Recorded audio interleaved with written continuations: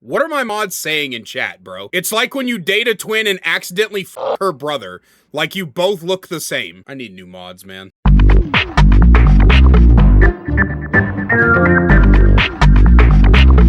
Dead by Daylight is the least balanced game in existence. If you've been around the internet, and specifically the Dead by Daylight space, for long enough, you will understand. You will have heard this sentiment before. It's a phrase that I'm not even going to pretend like it's false, because especially in the current state of the game, Dead by Daylight's balance is unironically horrid. We live in a time period in this game's lifespan where the survivor side has so many positive things going for them. I talked about this in my last video, Dead by Daylight's autopilot problem, so I won't harp on it too much here because we have other things to talk about. But essentially right now, killers have to work 10 times as hard as survivors do in order to get the same results of a win. You have to jump through so many hoops as killer to get things done, while survivors have so many second chance perks, fast healing that can be done. Pallets are basically almost every single map is in their favor. They have 70-second hook timers, 15-second base kit borrowed time. They have all of these things that just help them kind of win the game by existing, and all you got to do is exist in the right spot and you'll more than likely get the 3-man out almost every single game. It is not that fucking difficult. But killer players, unfortunately, have to go through so much shit in order to get even remotely the same amount of value. Now, this hasn't always been the case. I argue that when I started playing this game in late 2023, to about, I'd say, early 2025, the game had a much better balancing state. But throughout the year of 2025, which is right around when I stopped playing the game for about a year, behavior started just doing all of these little micro buffs, which completely shifted the balance in the other direction. Now, throughout this game's lifespan, the argument about whether or not the game is survivor-sided or killer-sided has been one that I have both participated in and witnessed as well. And I don't think this game has ever been consistently sided one way or the other for long periods of time. I think that it has gone up and down, up and down, up and down. Now, granted, again, I didn't start playing this game until Knights PTB, which was late 2023. We're coming up on about 2.5 years of me actually being an active member of this game, but talking to veteran players and watching history videos by people like Ardetha, the game has pretty much shifted its balance one way or the other multiple times throughout its lifespan. And the question is perfect balance actually possible? Is it actually possible for this game to be in such a state where both the survivor's side and the killer side are putting in the same amount of effort toward the win? Are both sides able to legitimately say that the other side won because of their skill level and only their skill level? And I'm going to go out on a limb and say yes, but I don't think we're ever going to get it. So one of the biggest problems that I find with Dead by Daylight's balance, what commonly comes up, is, like I said, effort versus value. Right now, we live in a time where survivors need to put very, very little effort into winning games. But there was a time when killers didn't have to put that much amount of effort into winning games.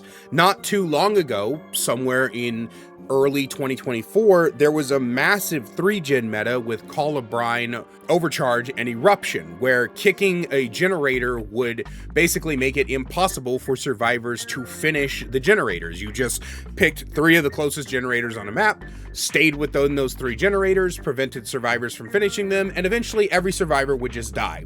The incapacitated status effect was running rampant. You could basically just destroy survivor teams without even trying. It did not require any kind of strategy or thought process. It was incredibly unhealthy, and the game needed to change from that. there was also a time, I didn't play during this time, where NOED wasn't a hex, and so in games were basically just go fuck yourselves. Moris were able to be done on the first down, and so there was a lot of powerhouse that was going on the killer side. But again, survivors also had a lot of things that they could do where they just kind of won for free. Holding the killer hostage used to be possible by crouching under certain holes, and when the killer would drop down, the survivor they would drop on top of the survivor's head, and then they couldn't move. They couldn't do anything. Couldn't hit the survivor, couldn't do nothing. It was fucking stupid. Brand new parts used to complete generators in the touch of a button. The hatch mechanic used to be absolutely absurd, which would allow 4 people to just escape through hatch for the fuck of it. It was stupid. It was a stupid time, and there were all sorts of stupid times. But I think that with the right amount of tweaks and the right amount of baseline mechanics, we could eventually get to a point where everybody has to put in a lot of effort for the win, but it also doesn't feel hopeless for the other side. A lot of things need to change. First thing we need to do is rein back a lot of the autopilot mechanics that survivors have. We need to reduce the pallet count back to a reasonable number so that they can't just chain 7 pallets in the same 3 square meters. We need to reduce the 70-second hook timer back. It needs to go back to 60 seconds. There is no reason that we have 90-second gens with 70-second hook timers. That is fucking absurd. We need to get rid of base kit borrowed time being 15 seconds. It needs to go back to 10. I don't know why it's 15 seconds. Or if you're going to keep it at 15 seconds, keep it at 15 seconds until the last gen pops. Then when the last gen pops, it either needs to be 10 seconds or honestly, and it's going to sound absurd to some of you, but I'm going to be realistic here, maybe like 5 seconds. You should not be able to just get out just because you happen to get unhooked in the end game. There needs to be actual coordination. There needs to be an actual thought process on the rest of your team to get you out during the end game, because if they're not body blocking, I should be able to re-down you. That's just the reality of the situation. I hate that you guys hate to hear that, but that is what it is. If I put in the effort to get you in the end game, you should actually have to work to get out of the fucking exit gate, right? On the other hand, I do not want what's happening on the survivor side to happen on the killer side. I don't want the pallet count to be reduced so much that killers just get to W key after you and catch you no matter what the fuck you do, because there's no resources available for you. I do not want the base kit borrowed time timer to be so short or so ineffective that killers can just tunnel at will because they fucking feel like it. I do not want the killer perks to start slowly being buffed to the point of the survivor perks, where you can maybe hook a survivor on a pain res hook and then it just instantly resets a gen, because fuck you, that's why. I do not want the balance to flip in the other direction, and I do think that it is possible. I do think that there is enough changes that we can make to the core game, and I have heard some suggestions that I'm thinking about doing a video on later, I'm not really sure if I'm going to, that have kind of brought these ideas to the surface. However, in my opinion, I don't think we're going to get it anytime soon because of the fact, and I'm trying not to be mean here, I fully believe that Behavior's balance team does not listen. And my evidence for that is the multiple times that they tried to make those stupid anti-tunnel, anti-slug mechanics work.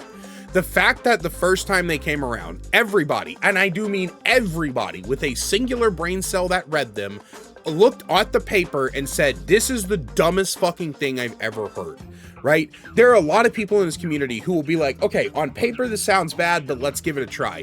No, multiple people were like, wow, what the fuck are we even attempting to do? Who thought these were good ideas? Because they weren't. They weren't good ideas. Essentially what happened was the game punished the killer for playing the game. And we're seeing a similar thing happen with that right now. Decisive Strike, Conviction, Unbreakable, 40 million pallets, you know, flashlights are still in the game and the way that they are. And so there's all these different things that basically reset the killer's progress. If the killer gets it down, their progress is completely reset, and it fucking sucks. It fucking sucks so bad. Shoulder the burden. I mean, I could keep going, right? Basically, they wanted to make these kind of mechanics base kit, where the killer's progress didn't matter. The killer got punished for trying to win the game. And the fact that the balance team even tried that was the defining factor that made me just stop playing the game for a year. I stopped playing this game for a full year because the fact that the balance team even thought that those were good ideas, even thought that those were worth testing, showed me that the balance team does not play this fucking game on both sides. They might play it, but they are full survivor mains, and that really hurt my fucking heart. It hurt my heart that they just could not get, and then they tried it again. They fucking tried it again. When people were like, hey, this is really bad, don't do this, they fucking tried it again. And I think a lot of people really truly felt like the balance team wasn't listening. And to this day, the fact that it's been over a year and all these little micro buffs have hit the towers, so to speak, and Survivor side is now easier than it's ever been for a long time, easier than it's ever been since I've started playing this game, they still don't have any kind of, like, they haven't announced that they're doing anything about it. They said that they fixed the pallet density, but they very clearly did not. They have not announced any kind of, like, intention to do something about decisive strike, hyperfocus stakeout. Conviction is still very powerful. Shoulder the burden is still very powerful. They haven't announced any way to actually attempt to fix these issues. And the only thing killers have gotten in the past year that I can see, which feel free to correct me if I'm wrong, is the fact that we can see hook states now. So now whenever you have a death hook gamer, you need to get out because of the fact you're down to 2 gens, because of course you are, because gens fly at a fucking goddamn bullet train's pace. You now know which are your death hook gamers without having to think about it and guess, right? That's great. That's a great change. We've been asking for killers to be able to track hooks for a while. It's fine. It's better. It probably has not increased the tunneling by any amount at this point. So I like that. I like that change. But outside of that, what has killer players actually gotten over the past year since I've been gone? What have they actually gotten that has outweighed what the survivor side has gotten? And that's why I think it's going to be so difficult, because every single time we as a community come together to try to suggest things that will work, or even not just we as a community, but high level players who do understand this game to a good amount. What is the point of the consultant program? Do you guys remember the consultant program? How it blew up back on Twitter a while back when the devs were trying to do damage control around some of their shitty ideas, and they were like, by the way, we have consultants. These guys talk to it. Scott Jund made a video about the consultant program, and I'm going to paraphrase what he did, what he said, even though it was hilariously funny, where he was like, say Behavior wants to shoot somebody. Instead of going to the consultants and saying, hey, we want to shoot somebody, do you think this is a good idea? What they do is they start building the gun, and then they take one part of the gun to the consultants, and they say, do you think this will work for the gun? And even if the consultants go, why are you trying to shoot somebody? Don't do that. They don't listen to that part. They just turn around and go build the fucking gun anyway. And so that's one of the biggest problems, is that we as a community at this point feel like there's no point to the consultant program. There's no point to making criticisms of the game. A lot of content creators that I knew personally back when I did this full time in 2024, a lot of them, we used to talk and they would say, dude, I don't even want to make discussion videos anymore. I don't even want to make criticism videos anymore. I don't even want to make balance idea videos anymore, because it feels like nobody is being listened to. Not just me personally, not just me as the content creator. It feels like no one is being listened to. Behavior has a track record of adding shit nobody fucking asked for, changing shit nobody fucking asked for, because they do a lot of spreadsheet balancing. And the problem with spreadsheet balancing is numbers never have and never will tell the whole story. And until Behavior pulls their head out of their ass, until they actually sit down with viable content creators and players and actually talk to a healthy number of people, take their ideas into account, and actually start implementing those, we will never reach a perfect balance. But that's all I have for you guys today. Let me know what you think in the comment section down below. As always, a great big special thank you to my channel members listed on screen now for providing additional support toward my goal of opening my own bookstore someday. I love you guys so much, and I will see you in the next one.